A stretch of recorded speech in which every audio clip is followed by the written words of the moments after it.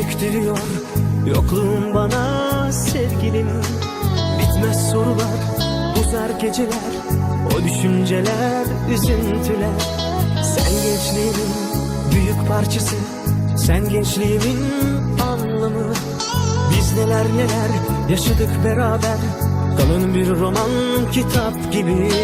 Sen gittiğin an çaresiz kalır, aklım karışır, rahat edemem. Moralim bozulur, canım sıkılır, sen bilemezsin daha neler.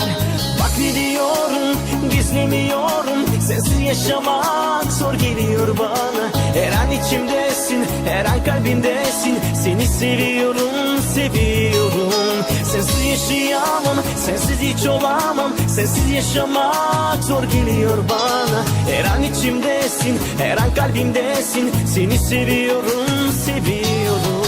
Ve o an gelir de, İşte o an ben yaşayamam.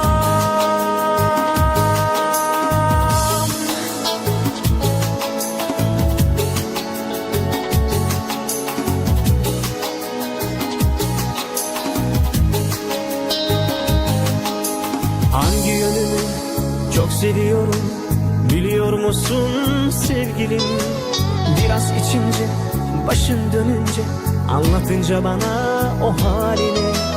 Sonra dalınca, derin bakışınca, gözlerindeki o sevinç.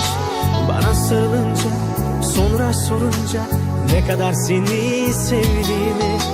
Sen gittiğin an biter cesaretim, uzar hedeflerim, hayallerim.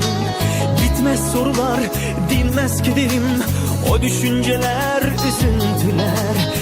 Bak ne diyorum, gizlemiyorum, sensiz yaşamak zor geliyor bana. Her an içimdesin, her an kalbimdesin, seni seviyorum, seviyorum. Sensiz yaşayamam, sensiz hiç olamam, sensiz yaşamak zor geliyor bana. Her an içimdesin, her an kalbimdesin, seni seviyorum, seviyorum. Ve o